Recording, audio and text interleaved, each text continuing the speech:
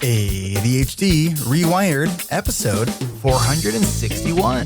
This is the podcast for those of us with really good intentions and a slightly wandering attention. I'm Eric Tivers. I'm a licensed clinical social worker by training and a coach by design. I'm your host, and I have ADHD. ADHD reWired is more than just a podcast. We are a community. We are wired for connection, and you are not alone. Go to adhdrewired.com to learn how you can join us in our free and secret Facebook group. Get additional resources for every episode, including links to any resources we mention on today's show. You can support us on Patreon, sign up for our email newsletter. You can request podcast postcards to distribute to your clients and support groups. Learn all about our award-winning coaching and accountability groups. You can co-work with us in our Adult Study Hall virtual membership community. You can do all of these things by going to our website at adhdrewired.com. We know that starting is the hardest part, so let's get started. Welcome back to another episode of ADHD reWired. Today's guest is Dr. Ryan Sultan. Dr. Sultan is a mental health physician, therapist, and researcher at Columbia University. ADHD is a major area of Dr. Sultan's expertise, both in his medical practice and in research.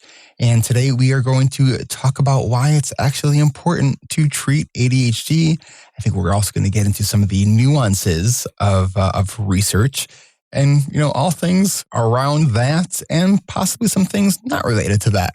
Ryan, welcome to the podcast. Thanks for having me. You bet.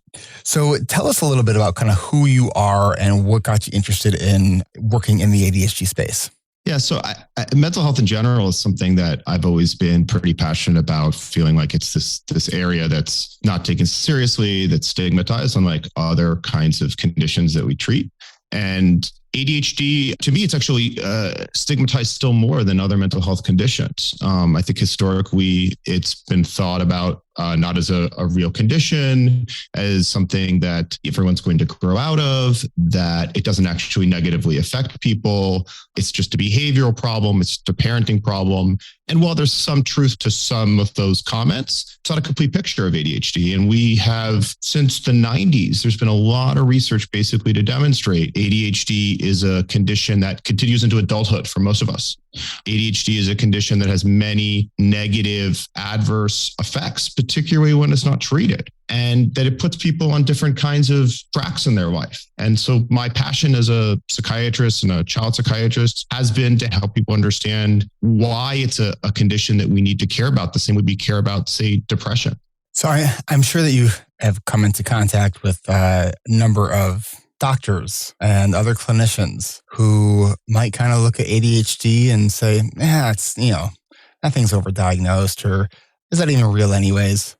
How do you respond to that? And what is your primary message as to why we really do need to be paying attention to ADHD?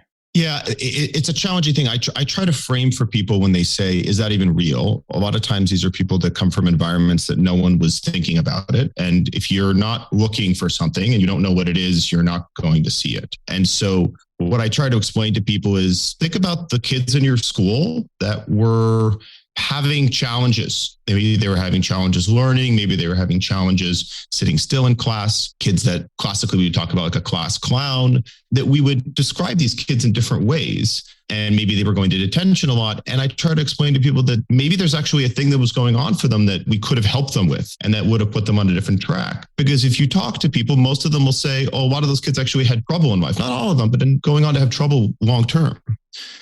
In terms of the over and underdiagnosis thing, the answer is yes. Are there people that are being overdiagnosed with ADHD that don't actually have ADHD? Like, I'm sure that that's happening. Are there cases of people getting this diagnosis and it seems like they're using it for other reasons, perhaps to get accommodations on a test, or because they want a stimulant prescription for performance enhancing reasons? I want to validate to anyone who says that I do think that that has happened, but I think at the same time, there is a huge underdiagnosis that continues to occur because of this stigma that we have around it, because people are dismissive of it, because it looks different in girls than boys. Like we have this data that it's way more common in boys, but the more and more we look at that, the more and more we say, is it more common in boys? Is it that much more common in boys? Or is it just that we just don't notice it as much in girls and that the presentation is different? I know it was maybe about 3 or 4 years ago, one of the research symposiums at the CHAD conference where they're talking about how, in childhood, ADHD is diagnosed 4-to-1 boys over girls. But in adulthood, you're looking at about a 1-to-1 ratio. So where are those other 3 in childhood? I've seen that same data, and that was exactly the thought that I had, is what's actually kind of going on here. I could think of a couple of ideas, but it at the very least, as a scientist, it raises my eyebrow, and I'm like, okay, well, there's something we're missing here. This isn't adding up right. There's something about the story that isn't right. And that's consistent with this idea that, are we missing girls? Are we not paying attention to that population and thinking about that as much? There's a long literature that boys, who in general are more immature than girls developmentally at most stages, that they're more likely to show up with behavioral problems, and that girls are just sort of not paying attention, and they're having difficulty maintaining their attention. Yeah, and internalize a lot of the challenges that they're having versus externalizing, which is more commonly associated with boys. So what happens when we don't treat ADHD? This is really, really important. So when we think about this long term, there's been a lot of work on this. So when you look into adulthood, school dropout, academic achievement, substantial differences. We're talking about half the number of kids going on to be able to do a college degree. We have all this evidence on physical injury, very substantial, accident prone, either because of impulsivity, perhaps because of clumsiness. There's even data on development of later mood disorders like bipolar disorder and depression, criminality, ending up in jail, substance use disorders, suicidality, car accidents. It's actually a pretty substantial list. And you can break it down even further into different kinds of substance use. You can break it down into likelihood that you get fired from your job, much higher. Lengths of marriages are shorter. All these things that you can start to think about the symptomology of ADHD, and you say to yourself, oh, I can totally see how that's happening. And these are life-altering events, whether they're happening as a kid and you're developing a self-esteem issue because you're having trouble learning and you're trying really hard and you don't understand why you're not able to do things that other kids are doing. And you go on to develop anxiety and depression because of that. Or if it's more concrete things, like you're just much more likely to get into a car accident. So we know that what happens when we don't treat ADHD. But let's explore, what do we mean when we say treat ADHD? What do you mean? What do I mean? So how do I think about how do I treat ADHD? I'll start with it's a little controversial. The only really highly effective treatment for the core symptoms of ADHD are pharmacologic treatments. We have not been able to find a way, and I'm talking about like science, medicine, we've tried really hard. We've not been able to find a way to improve symptoms like impulsivity and sustain attention in anything other than a pharmacologic solution. Skills are fantastic and totally necessary, and we should talk a lot about that. But medication needs to be at least on people's mind. Maybe it's not the first thing you're going to do, but it has to be on people's mind. And the good thing about medication is that 90% of people will have resolution of symptoms on medication. I can't tell you how huge that is. In my field, there is not a condition linked with another med that has that statistic. We can't treat depression that well. We can't treat anxiety that well. We definitely can't treat schizophrenia that well, bipolar disorder, nothing. So we're actually very fortunate. Do you think people hear that and think that it's almost being oversold? Because sometimes when I see something, an intervention that's claimed to have a 90% plus positive treatment response, like my first thought is, really? I'll tell you, when I figured that out, I was in residency and I was floored because the rest of the things we talk about, when we talk about like how effective they are, we're talking like 30 to 40%, sometimes 50% effectiveness. So it's super, super, super high. These meds were developed at Brown in the 50s or 60s. They've been around a long time.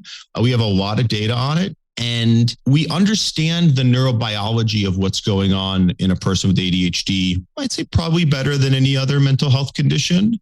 There has been a lot of research done on this. Basically, we know that there's less activity in the prefrontal cortex. We know that if you give medication, that activity increases and looks similar to people that are normal controls. We know if we monitor these brains over time, that the likelihood that your symptomology improves as you get older is correlated to a normalization of your prefrontal cortex. So It's actually probably the most biologically linked mental health condition. It's super heritable too.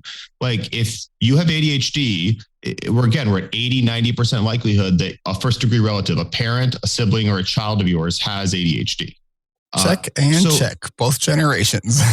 Or it can go in multiple, you can have multiple people, right? I mean, I have whole families that we treat. And I actually just think we're really lucky. If you have ADHD, there's disadvantages to it, but there's certainly advantages to it organically, but also there's advantages from the point of view that we're lucky that we have such good treatments for it. You know, I know that sometimes I'm maybe, I don't even know if I would say outspoken about medication, because I hear so many professionals in this space really kind of playing Switzerland, where they're like, that's a choice between you and your doctor. It's a personal choice. I'm like, oh my gosh, this like medication helps most people, and not necessarily the first try, but like it has the biggest impact when you find that right medication. And I think it is a huge disservice that as professionals that we are not urging people to at least try it. It doesn't mean you have to stay on it forever, but I think give yourself a try. Because if any doctor is prescribing medication and the patient comes to you and says, I'm having all these side effects, if you can't eliminate those side effects, then that's probably not going to be the course of action for how you treat your ADHD. So it's not like you're signing this lifetime commitment to be on medication. Now, that being said, I have been on ADHD meds for now going on 22 years, right? And my biggest fear is, for some reason, not being able to get on medication. Like, I have no plans of coming off my medication because it helps me do all the things that I need to do. I couldn't agree more. When I sit down with a family, if it's a young person and I think the kid might have ADHD or it's an adult, I discuss a lot of different options. We talk about coaching. We talk about books that I recommend that are really basically applying kind of cognitive behavioral ideas around organization and executive functioning and planning. I just had a session with someone this morning where we spent the whole time trying to teach him how to break down this complicated task he had into as many small pieces as possible so he could then go through and execute it. All of these things are super helpful. But if you try to force someone that has an inherent problem maintaining a sustained attention to sustain their attention, they're just going to get upset and frustrated because you're just sort of asking them to do something that's really hard for them. Again, there's like studies on people with ADHD that they have a shorter mean average time that they can maintain their attention than the average population. So when I talk to families about this, I say, look, let's just consider it and let's do a trial. Let's try it out for like a couple of weeks. You don't have to take it forever. If you don't like it, we can stop it. It's not going to change you permanently. And most people are pretty receptive to that because I think it's the idea of being stuck on a medication permanently that's actually very upsetting to people. And people talk about it as like a dependency and whatnot. And there's no harm in giving it a shot and seeing how it's able to help you. Right. I often say that people don't need to hit rock bottom before they try medication. Because I've seen that happen. And I'm going to tell you, it is that feeling or that experience of regret. Because you can't get that time back. Because once you finally try the medication, if you've been resistant to it and you're like, oh my gosh, is this what I've been missing? Is this what normal feels like? Which is what a lot of people who have a positive treatment response to ADHD meds will say, like, oh my gosh, I feel normal for the first time. Or I'm having just a single thought while I'm working on something. Is this what other people experience? Right. And it's like, if you can have that experience, why put that at the bottom of the list of the things you're going to try to manage your ADHD? It's like, to me, it doesn't make sense. Even the people who say, well, I don't want to do this because of this history of addiction. All right, doctors, what does the research say about addiction and ADHD meds? The data is at this point like overwhelming that being on an ADHD medication reduces your risk of developing a substance use disorder. In fact, there was just a paper that came out in one of the JAMA journals for people with, I think, amphetamine substance use disorders, but that being on lisdexphetamine, which is Vyvanse, reduced mortality, hospitalization, relapse, all kinds of things. And so like that argument doesn't make any sense anymore. There really isn't anything to support that idea at all. That's great news. Like, I think that's a relief for everyone. And I want to echo what you said about, like, I can't tell you the number of people that I've treated as a young adults that when they get treatment, they're relieved and they're happy about this, but they go through this period of time where they're kind of pissed because they're like, why has this been so hard for me? Like for so long, like, why have I struggled for so long? How unnecessary was that? And I'll tell you, like, I have ADHD. I was diagnosed with ADHD when I was in elementary school, but I wasn't treated, and I did okay. And I had a lot of support and skills. And, like, I was a smart kid and I was able to get by. But I struggled in college. I struggled getting into medical school. Once I got into medical school, the psychiatrist for the medical school actually just kept pushing me, saying, like, why are you not on medication? And I had that attitude of like, well, I don't need it. I'm fine. Like, I don't want to be dependent on it. And I took the medication. I remember feeling like there had been a radio playing my whole life all the time, and that radio had been turned off. And I was like, this is what it feels like to just exist. Like, this is what everyone else has been doing the whole time. And even I remember feeling like kind of frustrated that this had been withheld from me for such a long period of time. Dr. Ryan Sultan, we're going to take a quick break. And when we come back, I want to explore some of the other things that we're looking at when we are talking about treating ADHD, from both the perspective of being a person with ADHD as well as a doctor who treats it. So we will be right back. Support for ADHD Rewired comes from ARC. ARC is ADHD Rewired Coaching, and this is the last week you can register for our winter sessions. So if you've been putting it off because you need that last minute pressure to take action, that time has arrived. It is time to act. If you're not already on our interest list and you want to join us, go to coachingrewired.com and add your name to our interest list and then watch your email for instructions. Learn more about our award-winning online coaching and accountability groups at coachingrewired.com.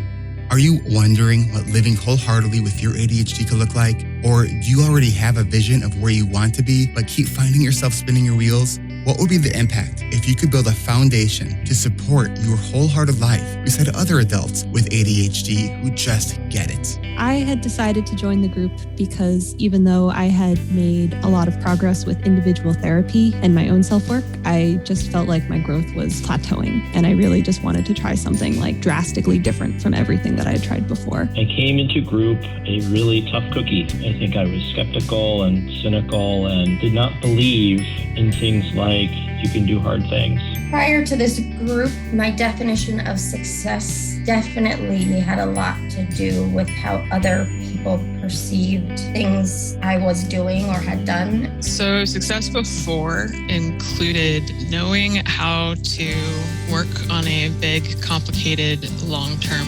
project from the start and getting it right perfectly, or at least extremely well the first time, and doing it all at once. When I think of success, I now focus on what is kind, compassionate, and possible. I try not to think about what I should or should have done or what people expect of me, and instead try to think of what I really want and what I think I'm capable of. It's so nice to be part of a group of people who get it. We don't have to apologize for our being. You guys get it. This group is like an iceberg. The surface level benefits are obvious: increasing productivity, managing time blindness, learning how to plan effectively based on your values and personal goals. But that's only the tip of the iceberg. What lies underneath is so much more amazing and massive and powerful. I learned so much about myself and discovered what's good about me in ways that I wouldn't have alone and that I didn't with a therapist, and broke through that cynicism. What I learned in the course of this group is that change comes much more fluidly with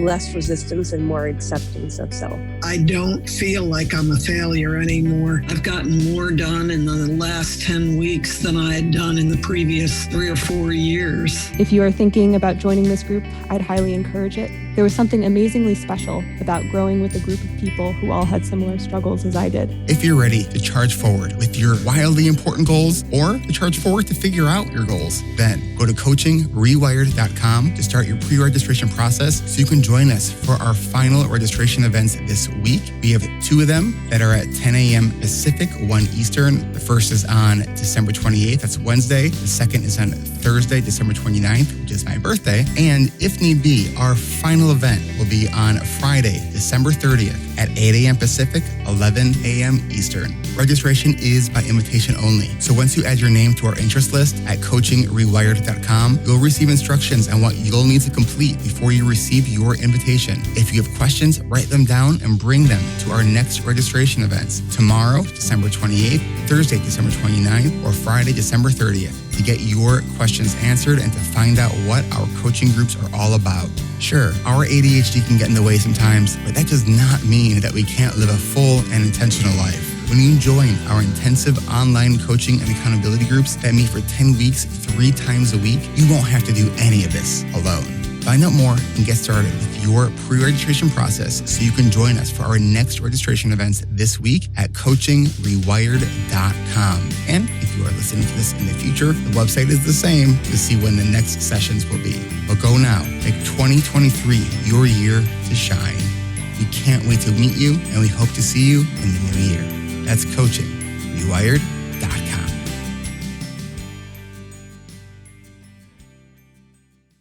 Support for ADHD Rewired comes from Adult Study Hall.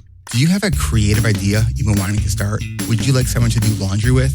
If you think you would benefit from real-time accountability working beside other adults with ADHD who are also working on things that they want to get done, then join me and hundreds of other adults with ADHD in our body-doubling co-working community at adultstudyhall.com. From our weekly guided sessions, also known as Adult Study Hall Plus or ASH Plus sessions, to our 24/7 drop-in room, there are plenty of ways that you can utilize the power of real-time accountability to get your to-dos from do to done. It's only $19.99 a month, and it is free for the first week to try. Join the virtual ADHD-friendly body-doubling community by going to adultstudyhall.com. Give it a try, free for the first week, and only $19.99 a month after that. Come work with us. Go to adultstudyhall.com.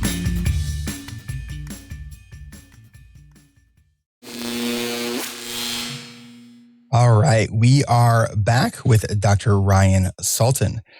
So you said right before the break that you have ADHD yourself. You didn't start really treating with medication until you were in med school, right? Yeah, that's right.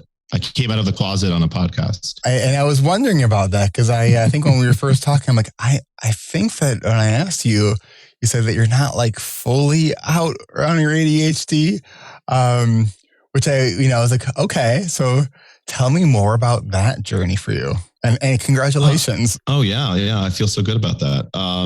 It's been a very long journey. I think that at the beginning of it, I was more resentful of this thing that I perceived as a frustrating deficit for me.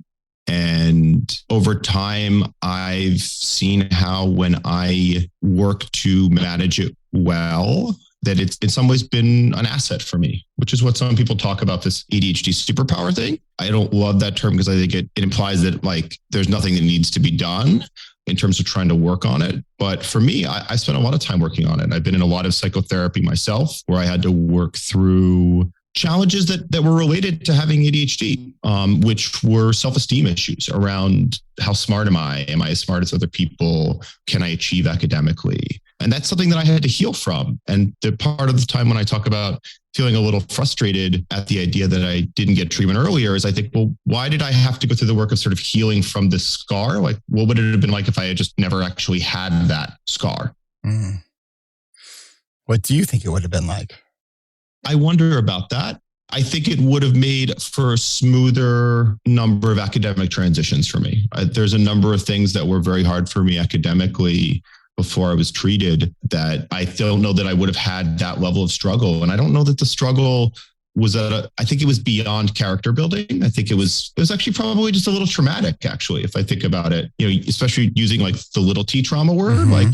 Yeah, I think it was like mildly traumatic, some of these things. So for me, I think a lot about when I work with families, especially younger kids, I'm like, well, let's think about this, guys. And I had a family a couple of weeks ago and they were resistant to treatment. And I said, well, one of the things we worry about is self-esteem issues. And the mother starts crying and the dad says, well, that's already a problem. And we ended up going forward with the treatment and the kid's doing really well now. But that was one of the things that really pulled them into thinking about getting involved in treatment is when I was able to say, I'm actually worried that he might start developing a self-esteem issue. And the mom's like, oh no, that's already happening. Yeah. I mean, I think it is so hard to go through life when you have a neurodivergent brain to not have your self-esteem affected in some way without a really kind of brilliant, supportive team and family and who has all of that, that in place to really support us throughout our lifespan. Right. I think that, for those of us who are able to kind of figure this out and figure out, I need help with this stuff. That's where that healing work really does come in. I talk about in my coaching groups that this isn't therapy, this is coaching, but doing this together with other people who are also on this journey with you is damn therapeutic. Yeah, because it is to recognize that we're not alone in that. Absolutely. In that struggle is huge. So you made it through med school. You said you have ADHD. You also have learning disability. Mm-hmm. So my question for you is, how the hell did you make it through med school? It was challenging. The first 2 years were actually very hard for me because it's a tremendous amount of information that you have to digest. And, memorization usually doesn't come easily for people that struggle with attentional issues. I'll tell you things that were helpful for me. I was not afraid to ask for help, which is something that I think is like a really big thing I push people on. And the school got me like someone who's a year older than me as a tutor. And that person helped structure my learning. And that made a huge difference for me. And then I fell back on to get into skills. I fell back on what are the skills that I've learned around learning that are going to help me learn. And for those of you guys who don't know, like medicine has these 3 major exams you have to take: step 1, step 2, step 3, these board exams. They're national exams, and they are very, very hard exams, especially the first one. I had all this information to memorize about the kidney and kidney disorders and anatomy and microbiology and physiology and all kinds of things that can go wrong with it. And what I would do things like, how am I going to learn this stuff? Sometimes on my own, but a lot of times with a tutor, I would make these summary sheets for myself. I would highlight things. I would use different colors to keep it interesting for me. I actually eventually put them in gallon-sized Ziploc bags, which I then taped in my shower. And when I would shower, I would read them out loud to just sort of memorize the difference between like nephrotic and nephritic syndromes, or the brachial plexus, or whatever. I don't know any of that is. You're not missing out. The kidney is the only organ I don't find interesting. What is the most interesting organ to you, other than the brain? I mean, obviously the brain is like amazing. The mind, which I actually would argue is like almost a separate organ. It's like an emergent property of the brain, right? Like your mind is not the same thing as your brain. I don't know. It's a tie between the heart and the lungs, which I just think are so elegantly designed together as like this pump and this like air exchange system. And I've been really into fitness lately, so I've been thinking a lot about those types of things. So when we last spoke, we were kind of talking about sort of the nuances of research. And, we'll see things that will be like, oh, a study says blah, blah, blah. Right. And, as soon as I see that, I'm like, okay, especially if the headline seems a little sensational. Like, what does that mean? Study says. As consumers of mental health information and information around ADHD, how can we be more sort of discerning of the information we are getting, whether it's in magazines or on podcasts or, or the latest and greatest place to get information on ADHD, TikTok? Oh yeah, we talked about that last time. I remember. I mean, I give all these people credit for trying to like help people. Some of the things they're talking about, I've never heard of. So maybe there's an academic literature around these things, but I'm not aware of it. It's really hard, right? So I think you have to remember that when the study leaves the world of academics and it ends up in a periodical, like a mainstream newspaper, the newspaper has an agenda, and their agenda is to sell papers, right? So they can get more advertising, et cetera. So in general, beware of the sort of headline. And I encourage people not to take that away as what's going to be the concept that you're going to get from it.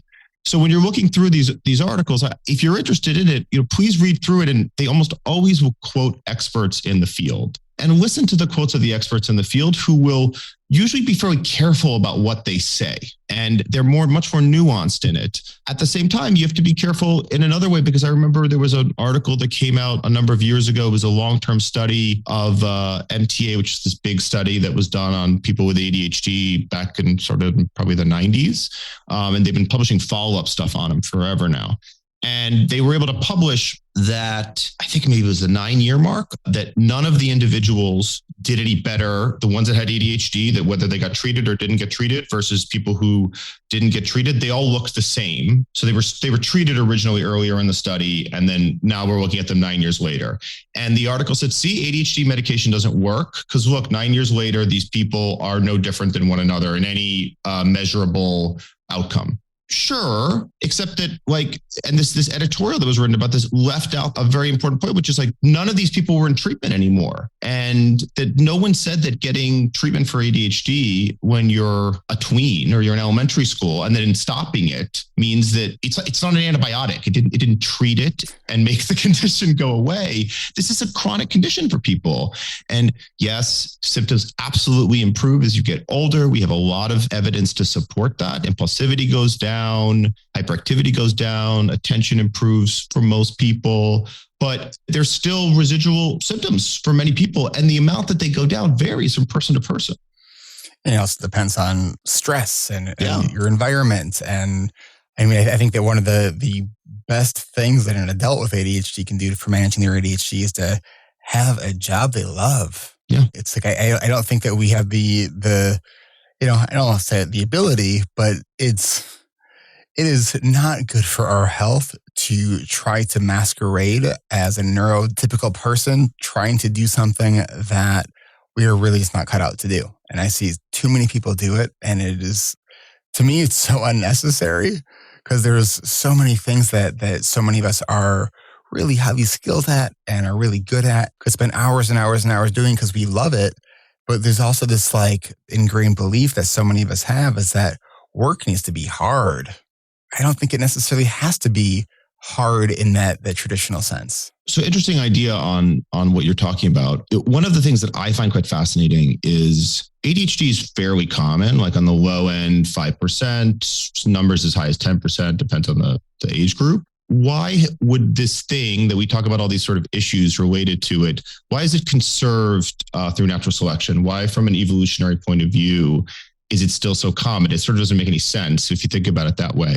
And there's a number of interesting thought pieces on this. And one of them talks about this idea that doesn't it make sense that it would be useful to have a group of people that have a higher activation energy before they get excited about it? I mean, everyone knows the person with ADHD, when they're in it, they are in it. They are excited. They are passionate about it. And it's great. But their activation energy to get involved is a lot lower. But that's actually cool, right? And relating it to the idea that you're talking about, find things that are interesting to you. If a lot of people with ADHD like to have jobs that change periodically, that they're not doing the same thing over and over again. They just find that kind of boring monotony, particularly boring, particularly monotonous.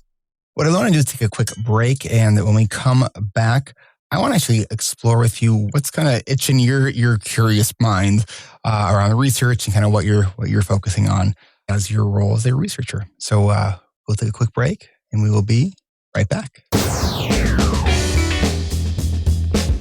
Support for ADHD Rewired comes from our patrons at adhdrewired.com/Patreon. If you're finding value in the show and want to support our work, then consider becoming a patron by going to adhdrewired.com/Patreon. Get ad-free episodes starting at $5 a month, get audio recordings at $10 a month, and at $25 a month, you can join our monthly coaching calls every fourth Tuesday of the month, except for December, which we are taking off. So you can join us next month on January 24th at 1 p.m. Pacific, 4 Eastern. If you want a little extra support, become a patron at the $25 a month level and mark your calendars so you can join me Tuesday, January 24th at 1 p.m. Pacific, 4 Eastern. Your support lets us do what we love. So if you find value in the show and want to support our mission to make the world a little more ADHD friendly with one ADHD story at a time, consider becoming a patron at adhdrewired.com/Patreon. Your support helps pay for the editing and production of this podcast, and it's also paying for the cost to help us launch 2 new podcasts in the coming year. Go to adhdrewired.com/Patreon to show your support, and thank you so much to all of you. At the beginning of this podcast, I always say, you are not alone, and ADHD Rewired isn't alone either. Find this show and all of our shows at adhddiversified.ca/podcast network, including ADHD Essentials with Brendan Mahan, Hacking Your ADHD with Will Curb, and ADHD Diversified with MJ Siemens. And we're really excited for 2 new podcasts that'll be coming in the first quarter of next year, we hope, with coaches Kat Hoyer and Kristen Martz, with their shows launching in the new year. So keep tuning in every week for updates on those. Then every second Tuesday of the month, you can join us, the ADHD Rewired podcast family, and the rest of the ADHD Rewired team for our monthly live Q&A. Our next live Q&A is on Tuesday, January 10th at 10:30 a.m. Pacific, 1:30 p.m. Eastern. To register so you can join us live on Zoom, head on over to adhdrewired.com/events and click on register here under the event banner so you can get notified for our next monthly live Q&A. And if you find value in the show, please consider leaving a rating and review on Apple Podcasts or on any podcast player that accepts reviews. Don't want to miss out on any episodes? Then don't forget to subscribe or follow in your favorite podcast player, because next week we'll be talking with Jessica about boundaries and burnout. So whether you've been listening for a while or you're just joining us for the first time, thank you for listening. That's adhdrewired.com to find show notes for this podcast, links to all of our shows, our events, coaching groups, Dell Study Hall, and everything ADHD Rewired. That's adhdrewired.com. Thank you everyone for listening in, for your support for this show and all of our shows. And thank you for making this a great 2022. Happy holidays and Happy New Year. And we'll see you next year.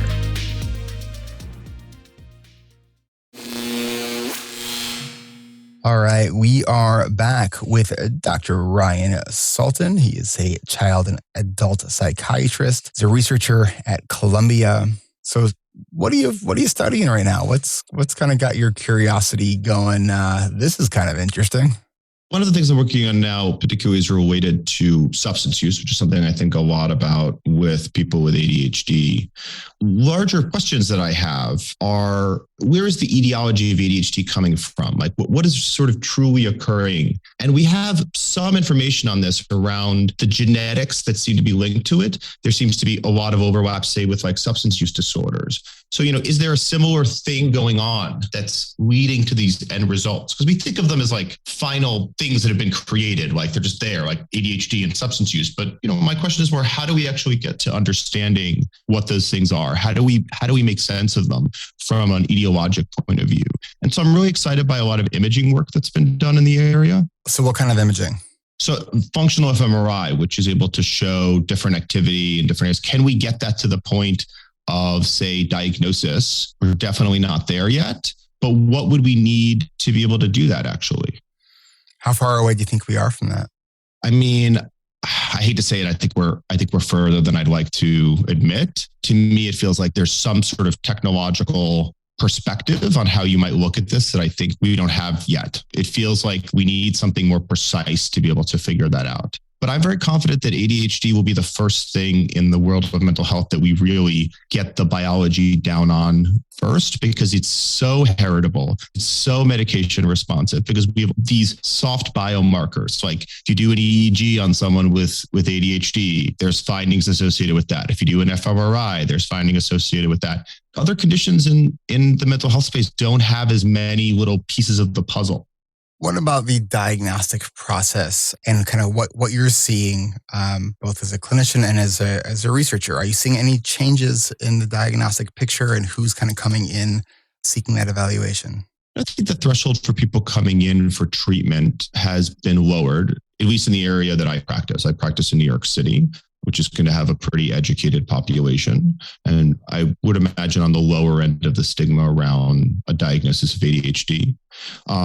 I think that when you talk about the diagnostic criteria, one of the things that I observe really commonly is that I don't think we think enough about how the environment that you're in is influencing what symptomology you think you're having. And so very commonly we get people in their mid-20s out of college that are working very high pressure jobs, and they're having trouble maintaining their attention.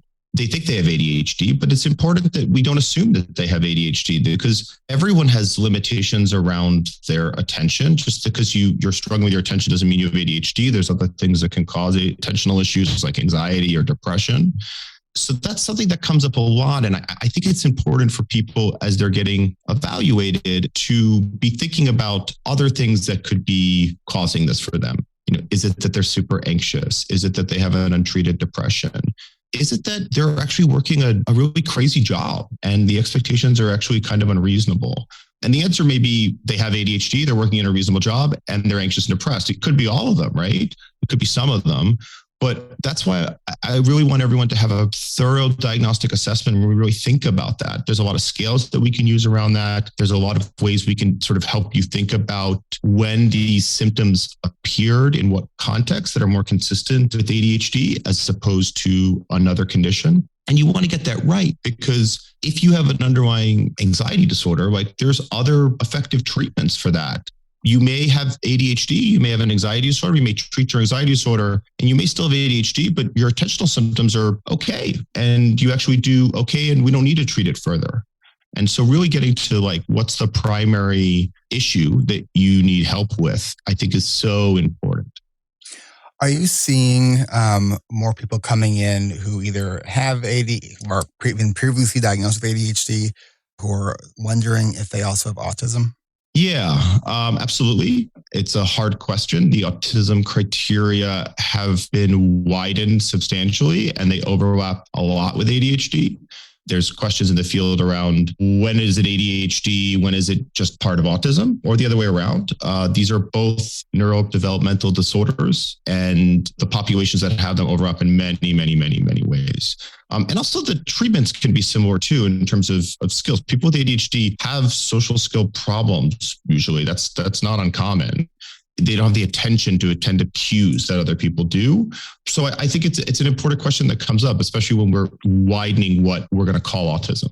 So have you seen them more sort of that self-selection, or are you seeing encompassing the sort of the expanded criteria for autism? Because I know from just a observational perspective, I'm seeing more people who are in my coaching community who are realizing or getting diagnosed later. They're adding this autism diagnosis, which I just find really, really interesting, because it's something that I've been thinking about for over a decade, that the overlap and commonalities between autism and ADHD, things like sensory processing differences.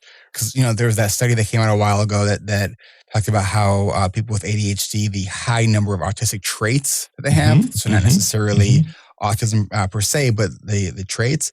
Because this part of me is wondering, is that what's happening, or are things like sensory processing differences, is this an area of ADHD that's not being discussed, or is this a separate thing? Yeah, so I take a little bit of a different perspective on it. And our diagnoses across the board of mental health, and autism and ADHD fall into this, are attempts by us as humans to classify things that are occurring naturally. So they are imperfect classification systems. So whether the person has autism, whether the person has ADHD, what's the exact label that's important for insurance billing? It's important for applying for accommodations. But in reality, it's actually more about how are you getting help with it. So if you think you have these kinds of struggles, if you have issues around like sensory stuff, and you have ADHD, well, then let's work on desensitizing you about that so you can have help with that. I encourage people to think about it that way, because I think some people can get stuck in what is my diagnosis. And as a doctor, I feel the obligation to remind people that I know you want this label, but it's actually really how we're going to help you that's going to be a lot more important. It's the idea of functional impairment is where we really want to focus versus that label. 100%. The label is just a starting point. 100%. Right? The label is it's the genre in the bookstore, right? It's the self-help section. But what kind of self-help do you need, right? Because there's lots of different varieties of that. About 30 seconds ago, I had this other question I wanted to ask you, but that was 30 seconds ago, and I didn't write anything down to cue my memory, and it's gone. Well, shit. I'm curious if I can ask you a question. Yeah. I'm curious because one of the things that happened during the pandemic was this massive increase in these telepsych organizations that are, some are providing therapy, a lot of them are prescribing meds, and a lot of that happened around ADHD, and there's been some issues around that in the news. I'm curious if that if your population that you work with has been involved, what's their experience been like? I've been doing online stuff for 8 years now almost. And, I think that we have been reaching more people since the pandemic. As far as and I do hear people that are starting to use some of these online services. I know there was a while, about 2 years ago, that I was using BetterHelp for a while, one of the online therapy providers. And, there was definitely advantages to it. And there were also things that were kind of annoying about it. So I do think that there is, I think there's a lot of convenience that is in the online delivery models. I'm just hoping that when I started seeing all these advertisements on Facebook about different companies that are doing medication prescribing online, I'm just I hope that they're being careful so it doesn't they don't kind of overreach and then make things even more difficult for us to get our medications. Because it's one of these things that always has just irked me, how many hoops we sometimes have to jump through in order to get our meds refilled. Yeah, I worry a little bit about that.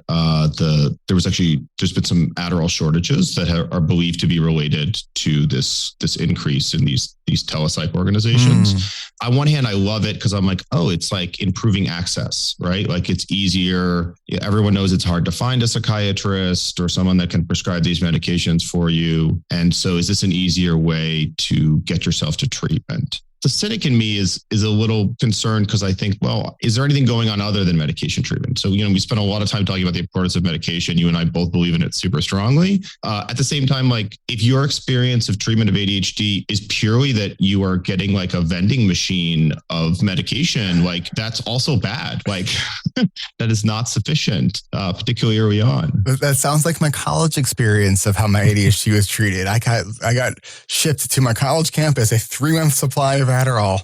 And, it's it helped me work insane amount of hours. And I got, my grades got up and I did better, but I didn't have skills. I think it really speaks to I use that as more fuel versus learning skills. Right. So yeah, it's not a this or that. It's a this and 100%, 100%. It's absolutely, that's the case. Right. And anyone who has worked through that will tell you the same thing. What else do you want to share with the listeners as we are coming to the end here? I'm thinking sort of about this as it relates to ADHD. I want people to think of their diagnosis and treatment as a journey. And I think that as you move along that journey, you learn more about yourself. I think you get better at things. You realize you can overcome deficits that you hadn't thought you could. And that things will change for you as you get older. Your mind will continue to change. Whether you need to be on medication or not, you may not need to be on medication. You may need to take less medication. You may need to only take it certain days of the week. You may continue to learn skills. Hopefully you will. I recommend, there's a book I really like, the ADHD Toolkit. I think Anthony Rothstein wrote it. I think he's at UPenn. And I want people to continue working on it as a self-improvement opportunity for them. People with ADHD, their brains are less mature. And mostly we think of that as a problematic thing, but it's also a good thing. Your brain matures later, which means you can probably keep learning and growing later than the average person, which I actually think is super cool, right? Who doesn't want to keep learning and growing as a person? Oh, I thought it just meant that we continue to be delightfully immature. Maybe that as well. Both can be true at the same time. I do want to ask one clarifying question before we wrap this up. You had said about as far as treatment approaches that for some people that maybe they'll take meds, just a couple times a week. Now I know that usually when I hear stuff like that, I'm ooh, that's old style thinking around medication, or to take weekends off. What are you saying here? Yeah, I don't want everyone to jump to that. What I'm saying more is, as your life changes and the circumstances around your life change, you may or may not need to take your medication. Your symptomology may improve. You may be in your 40s, you may be in your 50s, and you may find that you actually manage okay taking half the dose that you would normally take on a Saturday, and you're totally fine with that. What do you see as the benefit of that? Because from my understanding is that like you want to kind of stay on a fairly consistent we do generally recommend that. I'm thinking, I was talking about this more in the context of like an evolution of a long period of time for people. So I don't want anyone to take this as like, that's how you should be starting your treatment. You should absolutely start your treatment with a consistent dose. You should take it every day. That should be monitored for a period of time. I'm thinking about it more because the bottom line is, while medications for ADHD are very well tolerated, there are some side effects associated with it. Some people will report sleep issues that continue to happen. There's some appetite suppression, and people want to manage that a little bit. If you can adjust that over time, I think that's totally fine. You should not be doing it if it's compromising your ability to like function, if it's dangerous for you, if it's problematic in your job, like that, I think is just self-sabotage, right? I think that's a differentiation that you have to make, is like, are we self-sabotaging because we don't like the med, and we don't like the med because we feel like we're not allowed to like the med? Or is it, that actually I'm at a point in my life where, on a day that I go hiking, like I'm excited about the hike, and that keeps me engaged. Dr. Ryan Sultan's website is www.integrativepsych.nyc. Any final thoughts? No, it's been great to have a chat with you. I hope we can have another talk in the future. I would love that. Thank you so much. This is Eric Tivers. Thank you for listening, and congratulations for making it to the end. ADHD reWired is more than just a podcast. We are a community focused on learning, growing, and connection. The website is adhddiversified.ca. You can find time-stamped summaries and additional resources for each episode. Apply to join our free and secret Facebook community. Learn more about our award-winning intensive online video-based coaching and accountability groups. Join the Adult Study Hall virtual co-working membership community. Find all the other podcasts on the ADHD reWired podcast network. Sign up for my email newsletter to get exclusive content that you won't hear anywhere else. And use the search tool to find episodes on specific topics. You can do all of this at adhddiversified.ca. While you're there, click on the Patreon button. If you are a regular listener, consider making a monthly contribution by becoming a patron. If you are able to financially support my work, it would mean a lot. This show is free to you, the listener, but it's not free to produce. Plus, patrons get cool perks like ad-free episodes and access to recordings of coaching calls, and $25 a month patrons can join me once a month for a group coaching call. You can follow me on Twitter at Eric Tivers. You can like our Facebook page at facebook.com/ADHD reWired. If you're a coach, therapist, or related professional, connect with me on LinkedIn at linkedin.com/Eric Tivers. Subscribe to ADHD reWired on YouTube to see selective interviews and other videos I've made. Podcasts change lives. You can make a difference in someone's life by spreading the word about this podcast. Mention it in your online communities on Facebook, Twitter, Reddit, or wherever you hang out online. And be sure to share it with your friends, family, your therapists, your coaches, doctors, siblings, parents. And if you, your coach, therapist, doctor, or ADHD support group leader would like a pack of podcast postcards to hand out, you can request those at the website, adhddiversified.ca. If you're a member of CHAD, ADDA, or any other ADHD support group, please be sure to tell them about this show and all the shows on the ADHD reWired podcast network. You can even show them how to download it on their phone. And if you really loved this particular episode, please hit share on your podcast player.